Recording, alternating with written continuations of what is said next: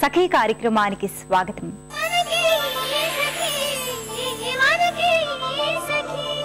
శరన్నవరాత్రులలో మూలా నక్షత్రం రోజున సరస్వతీదేవి అలంకారంలో ఆ దేవిని పూజిస్తారు. ఆమె ఆద్యంతరహిత శక్తి స్వరూపిణి. సరస్వతి అన్న పదానికి వెలుగు అని అర్థమట.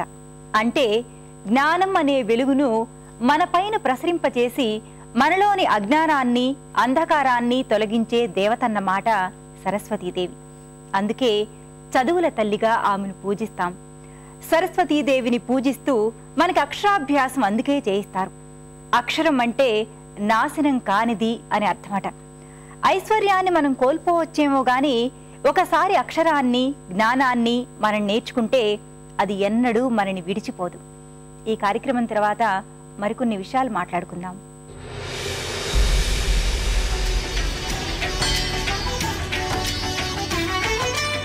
ఈరోజు నవరాత్రిలో సరస్వతి అమ్మవారి విశిష్టత గురించి ఆధ్యాత్మిక విశ్లేషకురాలు కల్పవల్లి గారు ఉన్నారు. ఆవిడని అడిగి మరిన్ని విషయాలు తెలుసుకుందాం. నమస్తే కల్పవల్లి గారు. నమస్కారం అమ్మా. సో ఈరోజు అమ్మవారిలో అంటే సరస్వతి అమ్మవారి విశిష్టత గురించి తెలుసుకుందాం అనుకుంటున్నాం మేము. సో దాని విశిష్టత చెప్పండి.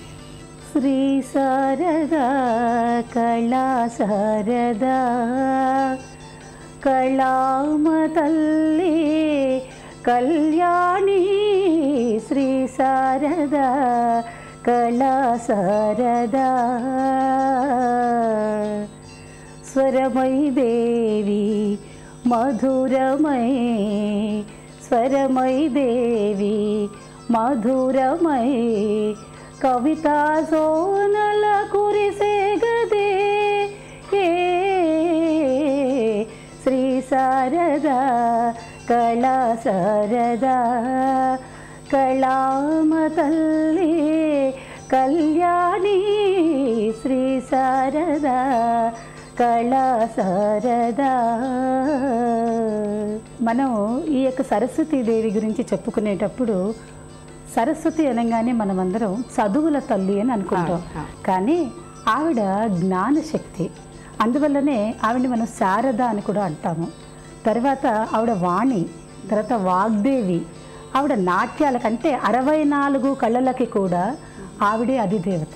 సరస్వతీదేవికి అత్యంత ప్రియమైనది పాట.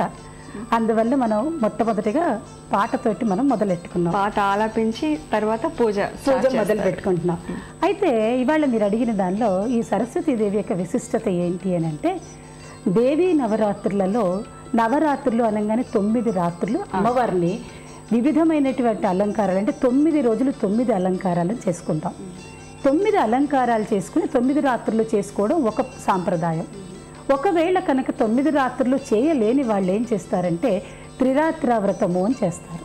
త్రిరాత్ర వ్రతము అంటే సరస్వతీదేవి పూజతోటి మొదలెట్టుకుని తర్వాత దుర్గాష్టమి, తర్వాత మహర్నవమి, ఈ 3 రోజుల్ని, ఈ 3 రాత్రుల్ని త్రిరాత్ర వ్రతము అంటారు. మరి విడి రోజుల్లో అంతా మీకు సరస్వతీదేవి పూజ కనపడదు. సరస్వతీదేవి విగ్రహాలు ఎక్కడా పెట్టి ఉండదు, అక్కడోటి ఉంటాయి కదా. మరి ఈ నవరాత్రులలో చేస్తారు, మరి విడి రోజుల్లో చెయ్యరా అని అడిగితే అమ్మవారికి ఏంటంటే సరస్వతి ఒక అంతర్వాహినిగా ఉంటుంది. అందువల్ల మీరు చూడండి, సరస్వతీదేవి నది కనపడదు కానీ నది ప్రవహిస్తుంది. త్రివేణి సంగమంలో మీకు గంగా, యమున, సరస్వతి 3 ఉంటాయి. సరస్వతి అంతర్వాహినిగా ఉంటుంది. దాని అర్థం ఏంటి అని అంటే జ్ఞానశక్తి ఎప్పుడూ లోపలే ఉంటుంది, బయటికి కనిపించదు. కాబట్టి లక్ష్మీదేవిని పూజ చేసిన సరస్వతి కావాల్సిందే, పార్వతీదేవిని పూజ చేసిన సరస్వతీదేవి కావాల్సిందే. కాబట్టి ఇచ్ఛాశక్తి, జ్ఞానశక్తి, క్రియాశక్తి అన్నీ కలిసినటువంటిది అమ్మవారు ఎవరు అంటే మనకి సరస్వతీదేవి. ఓకే, అయితే ముఖ్యంగా దీని విశిష్టత గురించి చెప్పారు. అయితే ఈ నవరాత్రుల్లో సరస్వతి అమ్మవారిని ఎప్పుడు పూజించాలి, ఎలా పూజించాలని? సరస్వతీదేవిని ఈ నవరాత్రులలో 9 రోజులు అందరూ అన్ని రకాల దేవుళ్ళని పూజలు చేసుకుంటున్నా మూలా నక్షత్రం ఏ రోజైతే ఉంటుందో ఆ రోజే సరస్వతీదేవి అంటే మూలా నక్షత్రం, సప్తమి 2 కలిసి ఉంటాయి. ఆ రోజు అమ్మవారిని పూజ చేస్తారు. విశేషమైనటువంటి అర్చన జరుగుతుంది. అలాగే మీకు వర్గల్ టెంపుల్లో ఏం చేస్తారంటే 52 పదార్థాలని, స్వీట్ పదార్థాలని నైవేద్యం పెడతారన్నమాట, చెప్పన్ భోగి అని చెప్పేసి. అదే రకంగా ఆ రోజు ముత్యాలు, కొన్ని లక్షల ముత్యాలతోటి పూజ చేస్తారు. ఎందుకంటే ఆవిడకి ఇష్టమైనది కాబట్టి, తెలుపు ఇష్టమైనది. అలాగే ఆవిడకి తెల్ల పూలతోటి 1,00,000 పుష్పార్చన చేస్తారు. ఇవన్నీ చేయడమే కాకుండా కొన్ని పుస్తకాలను పూజ చేసి పుస్తక వితరణ కూడా చేస్తారు. సరస్వతీదేవి పూజ చేయడము అంటే వితరణ చేయడం కూడా, అంటే అందరికీ పంచి పెట్టాలి. ఇది ఎప్పుడు చేస్తామంటే ఓన్లీ ఈ యొక్క నవరాత్రులలో మాత్రమే. ఈ నవరాత్రులలో ఎప్పుడైతే మూలా నక్షత్రం వస్తుందో సరస్వతీదేవి పూజ చేస్తాం. ఇళ్లల్లో కూడా ఆడవాళ్ళు ఏం చేస్తారంటే పిల్లల యొక్క పుస్తకాలను తీసుకొచ్చి పెట్టి వాళ్ళందరి చేత కూడా సరస్వతీ నమస్తుభ్యం వరదే కామరూపిణి విద్యారంభం కరిష్యామి సిద్ధిర్భవతు మే సదా అని పిల్లలకి మనం ఈ యొక్క శ్లోకాన్ని మాత్రం నేర్పించి అలాగే వాళ్ళ చేత పుస్తకాలు పూజ చేయించడం, ఒక పాఠమన్న పిల్లల చేత చదివించడం కూడా చేయాల్సిన పని ఉంది. ఈరోజు అమ్మవారికి చాలా విశిష్టమైన రంగు తెలుపు. తెలుపు బట్టలు ఆ రోజు అమ్మవారికి ఎప్పుడు కూడా చూడండి, సరస్వతీదేవి ఎప్పుడు కూడా ధవళ వస్త్రం మీద చక్కగా తెల్లటి చీర కట్టుకుని ఆవిడ చేతిలో ఒక వీణ పట్టుకుని ఉంటుంది, ఎప్పుడు వీణ వాయిస్తూ ఉంటుంది. హంసవాహిని చక్కగా హంస మీద కూర్చొని ఉంటుంది. అలా ఎందుకు ఉంటుందంటే మానసికమైనటువంటి ఆనందాన్ని కలిగి ఉంటుంది ఆ తల్లి.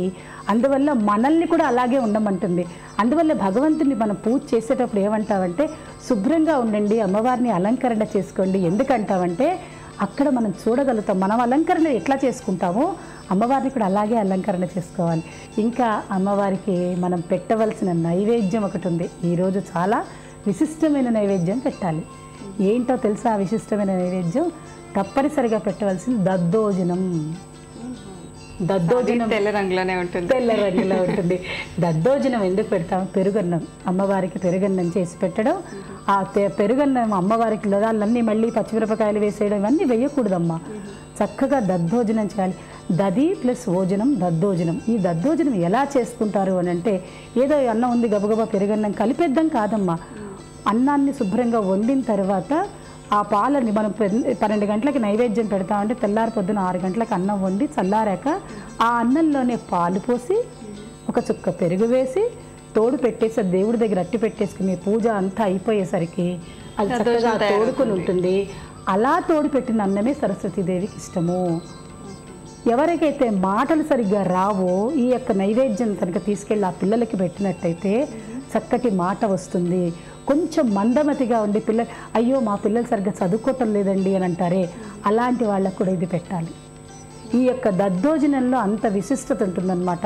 అలాగే కొబ్బరికాయ కొడతాను చూడండి, కొట్టిన వెంటనే దేవుడికి నైవేద్యం పెట్టంగానే పిల్లలకు ఆ కొబ్బరి తురిమేసేసి దానిలో చక్కెర వేసి అది పెట్టాలి పిల్లలకి. ఈ యొక్క నవరాత్రులలో సరస్వతీదేవిని చక్కగా ఆరాధన చేసుకుని ఆవిడకి ఇష్టమైన నైవేద్యం పెట్టి మనందరం కనుక చక్కగా అందరం సామూహికంగా మృష్టాన్న భోజనం కనుక చేసినట్టయితే ఆ కుటుంబం అంతా సంతోషంగా ఉంటుంది. సో మీరు చెప్పిన ఈ మాటలన్నీ సరస్వతీదేవి విశిష్టత గురించి కూడా చెప్పారు. మా అందరి మనసు కూడా నిజంగా మనశ్శాంతిగా ఉందండి. సో ఎనీవే, ఈ నవరాత్రుల సరస్వతి అమ్మవారి విశిష్టత గురించి మాకు తెలియజేసినందుకు థ్యాంక్ యూ సో మచ్ అండి.